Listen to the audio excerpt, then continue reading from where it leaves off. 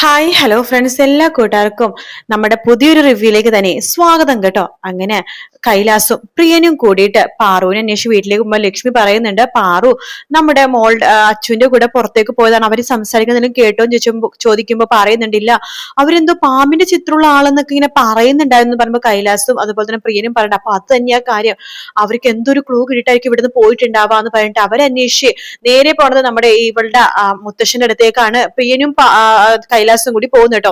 അപ്പൊ മുത്തശ്ശന്റെ വീട് എവിടെയാന്ന് പിള്ളേർക്ക് ചോദിക്കുമ്പോൾ അവിടെയാണെന്ന് പറയുന്നുണ്ട്. അങ്ങനെയാണ് അവർ ആ സ്ഥലത്തേക്ക് പോകുന്നത്. മുത്തശ്ശനോട് പറയുന്നുണ്ട്, ഹലോ ഇവിടെ ആരും ഇല്ലേ എന്ന് ചോദിക്കുമ്പോൾ മുത്തശ്ശൻ വരുന്നുണ്ട്. ആരാ നിങ്ങൾ മനസ്സിലായില്ലെന്ന് പറയുമ്പോ, അതെ ഞങ്ങൾ പാർവതിയുടെ വർക്ക് സ്ഥലത്തെ ആൾക്കാരാണ്. ഓ മനസ്സിലായി, സിറ്റിയിൽ നിന്ന് കുറച്ച് പിള്ളേര് വന്നു പറഞ്ഞു, നിങ്ങളാണല്ലേ? അതെ അതെ, ഞങ്ങൾക്ക് മുത്തശ്ശന്റെ ഒരു സഹായം വേണം. കുറച്ചു മുമ്പ് ഇവിടെ ആരെങ്കിലും വന്നിരുന്നോ? ഒരു പാമ്പിന്റെ പടം കയ്യിൽ വരച്ച് ടാറ്റു അടിച്ച് ആരെങ്കിലും വന്നിരുന്നോ എന്ന് ചോദിക്കുമ്പോൾ മുത്തശ്ശൻ പറയുന്നുണ്ട്, അയാളല്ല, അയാളുടെ കൂടെയുള്ള ഒരാൾ ആദ്യം വന്നിരുന്നു പാമ്പ് കടി ഏറ്റിട്ട്. കാരണം പാമ്പ് കടി ഏറ്റപ്പോഴേക്കും നല്ല മാരകമായിട്ടുള്ള വിഷമുള്ള പാമ്പാണ് കടിച്ചിരിക്കുന്നത്. അയാൾക്ക് ചികിത്സ കൊടുത്തോണ്ടിരിക്കെ ഈ നിങ്ങൾ ഈ പറഞ്ഞ പാമ്പിന്റെ ചിത്രം കയ്യിൽ വരച്ച ആള് വന്നിട്ടുണ്ടായിരുന്നു. അയാളെയും കൂട്ടിക്കൊണ്ട് ഇവിടെ പോവായിരുന്നു. അവരെന്തിനോ ഭയക്കുന്നുണ്ടായിരുന്നു. അവരെ പാമ്പ് കടിയേറ്റത് നമ്മുടെ ദേവിയുടെ, അതായത് ദേവിയുടെ ഒരു ശാപം പോലെയാണ് എനിക്ക് തോന്നുന്നത്. ഇവിടുത്തെ ദേവിയുടെ എന്ന് പറഞ്ഞ പാമ്പാണ്. അപ്പൊ പാമ്പിന്റെ കടിയേറ്റെന്ന് പറഞ്ഞാൽ അത്രമാത്രം ദേവി അവിടുത്തെ കോപിച്ചിട്ടുണ്ടാവും. അവര് ദൈവകോപമുള്ള എന്തോ ചെയ്തിട്ടുണ്ടെന്നും ഉറപ്പാണ്. അവരെന്തൊക്കെയോ പേടിച്ചിടുന്ന് ഓടിപ്പോയതാണ്. കാണുമ്പോ തന്നെ കള്ള ലക്ഷണമാണ് അവർക്ക് എന്ന് മുത്തശ്ശൻ പറയുമ്പോഴേക്കും കൈലാസിനും പ്രിയനും കാര്യം മനസ്സിലായി. അപ്പൊ ആ കള്ളന്മാര് തന്നെ അതെന്ന്. അവര് എങ്ങോട്ടേക്കാ പോയി ചോദിക്കുമ്പോ കണ്ടില്ല, അവരെവിടേക്കാ പോയത് കണ്ടില്ല. പക്ഷെ ഒരു കാര്യം ഉറപ്പാണ്, അവർക്ക് പാമ്പ് കടിയേറ്റത് ഇന്ന സ്ഥലത്ത് നിന്നാണ് മുത്തശ്ശൻ ആ വൈദ്യരി പറയുന്നുണ്ട്. അതനുസരിച്ച് കൈലാസും അതുപോലെ തന്നെ പ്രിയനും കൂടിയിട്ട് ആ ഒരു സ്ഥലത്തേക്ക് പോവാണ്. ആ സ്ഥലത്തേക്ക് പോകുമ്പോഴേക്കും അവിടെ ആരെയും തന്നെ കാണുന്നില്ല കേട്ടോ. അവിടെ ഫുള്ളും പാർവതി പാർവതി എന്ന് പറഞ്ഞ് വിളിക്കുമ്പോൾ ആരെയും കാണുന്നില്ല. പെട്ടെന്നാണ് പ്രിയൻ ആ കാഴ്ച കാണുന്നത്. അവിടെ ഒരു അനക്കം ഉണ്ടായിരുന്നു. അത് ആരോ ഓടിപ്പോണ അനക്കമായിരുന്നു. കൈലാസ് സാർ ദേ ഒരുത്തം പോകുന്നു എന്ന് പറഞ്ഞിട്ട് വേഗം തന്നെ ആ ഗുണ്ടനെ പിടിച്ച് വലിച്ച് നിലത്തേക്കിട്ട് ഇടിച്ചു കൂട്ടുവാണ് നമ്മുടെ പ്രിയനും കൈലാസും കൂടിയിട്ട്. അപ്പൊ പാമ്പ് കടിയേറ്റ ഗുണ്ട ഉണ്ടല്ലോ, അയാൾ മരിച്ചു കേട്ടോ. അങ്ങനെ ബാക്കി രണ്ട് ഗുണ്ടകളെ ശരിക്കും ഇടിച്ച് ചതയ്ക്കുന്നുണ്ട്. ചോദിക്കുന്നുണ്ട്, നിങ്ങളെവിടെ തിരുവാഭരണം മോഷ്ടിച്ചത്? ഞങ്ങളൊന്നുമല്ല തിരുവാഭരണം മോഷ്ടിച്ചത്, സത്യം പറതേ, സത്യമുള്ള മുതലാണ്. അതുകൊണ്ട് സത്യം പറഞ്ഞു. നിങ്ങളുടെ കൂട്ടത്തിലുള്ള ആൾക്ക് അതിന്റെ ഉള്ള ശിക്ഷയും കിട്ടിയില്ലേ, അതുകൊണ്ട് നിങ്ങൾക്ക് ഇനി ശിക്ഷ കിട്ടണമെങ്കിൽ സത്യം പറഞ്ഞോ, ആരാ നിങ്ങളെ കൊണ്ട് ഇത് ചെയ്യിപ്പിച്ചെന്നും നിങ്ങൾ തിരുവാഭരണം എവിടെയോ ഒളിപ്പിച്ചെന്നുള്ള സത്യം പറഞ്ഞോ എന്ന് പറയുമ്പോഴേക്കും, ഞങ്ങൾ എടുത്തില്ലെന്ന് പറഞ്ഞില്ലേ, എടാ നിങ്ങൾ അന്വേഷിക്കുന്ന ഞങ്ങളുടെ പാർവതിക്ക് എന്ത് സംഭവിച്ചടാ? ഓ നിങ്ങൾ അന്വേഷിക്കുന്നത് ആ ഒരു പെണ്ണിനെ കുറിച്ചാണോ? അതെ, അവള് ചത്തു എന്ന് പറയണേ. നീ എന്തൊക്കെയാണ് പറഞ്ഞത്? നമ്മുടെ പ്രിയ വീണ്ടും ആ ഗുണ്ടേനെ പിടിച്ച് പിടിക്കുകയൊക്കെ ചെയ്യണം. അപ്പൊ കൈലാസ് പറഞ്ഞിട്ട്, പ്രിയ മതി, ഇയാള് ചിലപ്പോ ഇടിച്ച് ചത്തുപോകും, സത്യം പറയണോ, തന്നെ അന്വേഷിക്കുന്ന ആ ഞങ്ങളുടെ പാർവതി എവിടെ പോയടോ, ആ പെൺകുട്ടി എവിടെയടോ എന്നൊക്കെ ചോദിക്കുകയാണ്. നിങ്ങൾ പറഞ്ഞ ശരിയാണ്, ഞങ്ങൾ ഒരു തെറ്റും ചെയ്തിട്ടില്ല. പക്ഷെ കുറച്ചു നേരോട് ഒരു പെണ്ണ് ഞങ്ങളെ പുറകെ തന്നെ ഫോളോ ചെയ്തുകൊണ്ടിരിക്കുകയാണ്. കുറെ നേരം ഞങ്ങൾ ശ്രദ്ധിക്കുന്നു. അവസാനം ഞങ്ങൾ അവളെ തരം കിട്ടിയപ്പോ കൊന്നു കുഴിച്ചുമൂടി എന്ന് പറയാണ്. താൻ പറഞ്ഞ സത്യമാണോ? അതെ, കൊന്നു കുഴിച്ചുമൂടി. ഈ ഭാഗത്ത് എവിടെയോ കൊന്നു കുഴിച്ചുമൂടി, എവിടെയാന്ന് പോലും ഞങ്ങൾക്ക് ഓർമ്മയില്ലെന്ന് പറയാണ്. പ്രിയനും കൈലാസിനാകെ ഭ്രാന്ത് പിടിക്കുന്ന പോലെ തോന്നും കേട്ടോ. ശേഷം ആ ഗുണ്ടകൾ അവളെ വനത്തിൽ കെട്ടിയതിനു ശേഷം പ്രിയനും കൈലാസൊക്കെ അവിടെ ഇങ്ങനെ അന്വേഷിക്കുകയാണ്. അവിടെ എവിടെയെങ്കിലൊക്കെ കുഴിയിൽ ഈ പാർവതിനെ കുഴിച്ചിട്ട് അധികം സമയമായിട്ടില്ല. അപ്പൊ അവിടെ എവിടെയെങ്കിലൊക്കെ ഉണ്ടാവും. പാർവതി പാർവതി എന്ന് പറഞ്ഞിങ്ങനെ വിളിക്കുകയാണ്.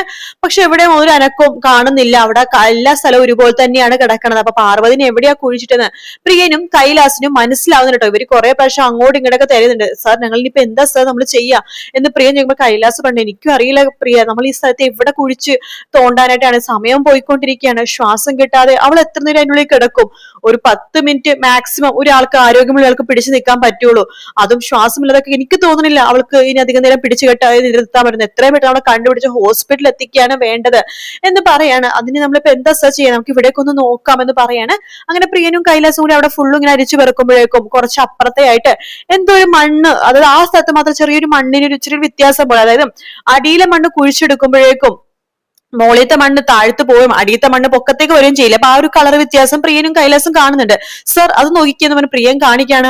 അതേ പ്രിയ, അവിടെ എന്തോ ഒന്ന് ഇവര് അവിടെ തന്നെ കുഴിച്ചിട്ട് ഉറപ്പാണ്, എത്രയും പെട്ടെന്ന് മണ്ണ് ചെകയണം എന്ന് പറയാണ്. അങ്ങനെ കൈലാസും പ്രിയനും കൂടിയിട്ട് മണ്ണിങ്ങനെ കൈവച്ച് ഇങ്ങനെ ചെകഞ്ഞെടുക്കാണ്. രണ്ടുപേർക്കും ഭയങ്കര ടെൻഷൻ ആവാട്ടോ. ആ ടെൻഷൻ വെച്ചുകൊണ്ട് രണ്ടുപേരും നല്ല രീതിയിൽ മണ്ണിങ്ങനെ കുഴിച്ചിങ്ങനെ പിടിച്ചിങ്ങനെ മാറ്റിക്കൊണ്ടിരിക്കുകയാണ്.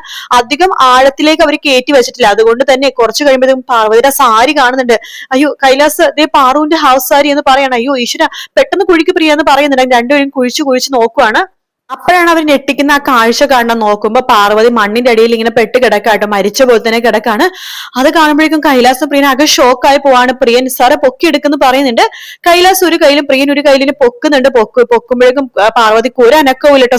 സാർ എത്രയും പെട്ടെന്ന് നമുക്ക് വൈദ്യരുടെ അടുത്തേക്ക് എത്തിക്കാം, ഹോസ്പിറ്റലിൽ വരെ കൊണ്ടുപോകാൻ റിസ്ക് ആണ്, നമ്മുടെ ആ മോളുടെ അപ്പാപ്പൻ ഒരു വൈദ്യനാണല്ലോ, അവിടെ എത്തിക്കാന്ന് പറഞ്ഞിട്ട് വേഗം തന്നെ പ്രിയൻ പാറുവിന്റെ തോളത്തേക്ക് ഇങ്ങനെ ചാരി ഇങ്ങനെ ഇടാട്ടോ. അപ്പൊ തന്നെ കൈലാസം തൊട്ട് പിന്നാലെ ഓടുന്നുണ്ട്. രണ്ടുപേരും ഇങ്ങനെ ഓടിപ്പോവാണ്. കൈലാസം വേണ്ട പ്രിയ ചെറിയൊരു നാടിയുടെ നരമ്പ് ഇങ്ങനെ പൾസ് ചെയ്യുന്നുണ്ട്, എത്രയും പെട്ടെന്ന് നമുക്ക് എത്തിക്കണമെന്ന് പറഞ്ഞിട്ട് രണ്ടുപേരും ഓടുകയാണ്. ആ സമയത്ത് പ്രിയൻ ഇങ്ങനെ പഴയ കാര്യങ്ങളൊക്കെ ആലോചിക്കുകയാണ്. പാർവതിനെ ആദ്യമായിട്ട് കണ്ടതും പാർവതി സംസാരിച്ചതും പാർവതി എടുത്ത പ്രണയം തുറന്നു പറയാൻ പോയ കാര്യങ്ങളൊക്കെ പ്രിയൻ ആലോചിക്കുകയാണ്. അതേസമയം കൈലാസും ആലോചിക്കുന്നുണ്ട് പാർവതിനെ ആദ്യമായിട്ട് കണ്ടതും സംസാരിച്ചതും പ്രണയം തുറന്നു പറയാൻ വേണ്ടി പോയതും കൊലുസ് വാങ്ങിച്ചതും എല്ലാം തന്നെ കൈലാസും ആലോചിക്കണം. രണ്ടുപേർക്കും വല്ലാത്ത വിഷമം തോന്നും കേട്ടോ. അങ്ങനെ കൈലാസ് ആ സത്യം പ്രിയനോട് പറയാൻ ശരിക്കും പാർവതി അടുത്ത് പറയണ്ട. പാർവതിക്ക് ബോധമില്ലാണ്ട് ഇങ്ങനെ കിടക്കുന്നത് കൊണ്ട് തന്നെ പ്രിയൻ ആ സത്യം കേൾക്കാട്ടോ. പാർവതി കണ്ണു തുറക്ക്, പാർവതി നീ ഇല്ലാതെ എനിക്ക് ജീവിക്കാൻ പറ്റില്ല പാർവതി എന്ന് കൈലാസ് പറയാണ്. അത് കേൾക്കുമ്പോ പ്രിയനാകെ ഷോക്കാണ്. പക്ഷെ നിൽക്കാൻ പറ്റില്ല, അവിടെ നിന്ന് കഴിഞ്ഞാൽ പാർവതിയുടെ ജീവൻ ഓരോ സെക്കൻഡും വിലപ്പെട്ടതാണ്. അതുകൊണ്ട് പ്രിയൻ ഓടിക്കൊണ്ടിരിക്കുകയാണ് ഇത് കേൾക്കണം കേട്ടോ. കൈലാസ് പറഞ്ഞു, പാർവതി ഞാൻ പറഞ്ഞല്ലോ എനിക്കൊരു പെൺകുട്ടീനെ ഇഷ്ടമാണ്, അത് വേറെ ആരുമല്ല പാർവതി, അത് നീയാണ് എന്ന് പറയുമ്പോഴേക്കും പ്രിയ പെട്ടെന്ന് കൈലാസിന്റെ മുഖത്തേക്കൊന്ന് നോക്കുന്നുണ്ട്. അതേ പ്രിയ, ഞാൻ പറഞ്ഞ സത്യമാണ്, ഞാൻ നിങ്ങൾക്കൊക്കെ പറഞ്ഞില്ലേ എനിക്കൊരു പെൺകുട്ടീനെ ഇഷ്ടമാണെന്ന്, അത് വേറെ ആരുമല്ല പ്രിയ, ഈ കിടക്കുന്ന പാർവതിയാണ് പ്രിയ എന്ന് പറയാണ്. പ്രിയന്റെ കണ്ണ് നിറയുന്നുണ്ട്. പ്രിയം പിന്നെ ഒന്നും മിണ്ടുന്നില്ല. പ്രിയം വേഗം തന്നെ സാർ വാ നമുക്ക് എത്രയും പെട്ടെന്ന് വൈദ്യുതി അടുത്തേക്ക് എത്തിക്കാന്നുണ്ട്. ഇപ്പൊ പാർവതിനെ കൊണ്ട് ഓടട്ടോ. പ്രിയന്റെ കണ്ണൊക്കെ നിറഞ്ഞൊഴുകുകയാണ്. ഈശ്വര, ഞാൻ സ്നേഹിക്കുന്നത് കൈലാസ് സാറ് സ്നേഹിക്കുന്നത് പാർവതിനെ തന്നെയാണല്ലോ എന്ന് പറഞ്ഞിട്ട് പാർവതിക്ക് ഞങ്ങൾ ആരെയായിരിക്കും ഇഷ്ടം എന്നൊക്കെ പറഞ്ഞിട്ടാണ് പ്രിയൻ ഇങ്ങനെ പോകുന്നത്. ഈശ്വര പാർവതിയുടെ ജീവൻ രക്ഷപ്പെടണേ എന്നൊക്കെ പറഞ്ഞ് പ്രാർത്ഥിച്ചിട്ട് പോകുന്നുണ്ട്. കൈലാസം ആകെ വിഷമിച്ച് കരഞ്ഞിട്ട് ഇങ്ങനെ പോകുക കേട്ടോ. അങ്ങനെ പ്രിയൻ സത്യം അറിയാണ് നമ്മുടെ കൈലാസം സ്നേഹിക്കുന്നത് പാർവതിനെയാണെന്നുള്ള സത്യം മനസ്സിലാക്കുകയാണ്. അത് മാത്രമല്ല പാർവതിയുടെ ജീവൻ ആപത്തായിരുന്ന രീതിയിൽ ആ ഒരു ഇത് സംഭവിച്ചുകൊണ്ട് തന്നെ പാർവതിനെ വൈദ്യുതി എടുത്ത് കൊണ്ടുപോകുകയും അങ്ങനെ അയാളുടെ ചികിത്സ കൊണ്ട് പാർവതിക്ക് വീണ്ടും ആ സീരിയസ് അവസ്ഥ പാർവതി തരണം ചെയ്യുകയും ചെയ്യാണ്. ശേഷം കള്ളന്മാരെയൊക്കെ പിടിച്ചിട്ടതുകൊണ്ട് തന്നെ അവരുടെ വായന സത്യങ്ങളൊക്കെ അവരുടെ തിരുവാഭരണങ്ങളൊക്കെ കൈലാസും പ്രിയനും തന്നെ നമ്മുടെ തിരുമേനിനും അമ്പലത്തിൽ ഏൽപ്പിക്കുന്നുണ്ട്. പക്ഷെ അതിനേക്കാളൊക്കെ ഷോക്കായ പ്രിയന്റെ കാര്യം എന്ന് പറയുന്നത് കൈലാസ് പാർവതിനെയാണ് സ്നേഹിക്കുക എന്ന് പറഞ്ഞ ആ ഒരു നിമിഷം പ്രിയൻ ശരിക്കും തകർന്നു പോവാട്ടോ. പക്ഷെ കൈലാസിന് ഒരു ആശ്വാസമുണ്ട്. തന്റെ പ്രണയം പാർവതി എടുത്ത് വച്ചെടുത്ത് തുറന്നു പറയാൻ പറ്റില്ല. പക്ഷെ പ്രിയൻ അറിഞ്ഞല്ലോ, പ്രിയന്റെ കൂട്ടുകാരിയാണല്ലോ പാർവതി. ഇനി പ്രിയൻ ചിലപ്പോ പാർവതിനെ ഓക്കെ ആക്കി എടുക്കുമായിരിക്കും, സംസാരിച്ച് ശരിയാക്കുമായിരിക്കും എന്നൊരു വിശ്വാസം കൈലാസിന്റെ ഉള്ളിൽ എവിടെയൊക്കെയോ ഉണ്ട് കേട്ടോ. പക്ഷെ എന്തൊക്കെ പറഞ്ഞാലും അവസാനം പാർവതിനെ കെട്ടാൻ പോണത് പ്രിയൻ തന്നെയാണ്.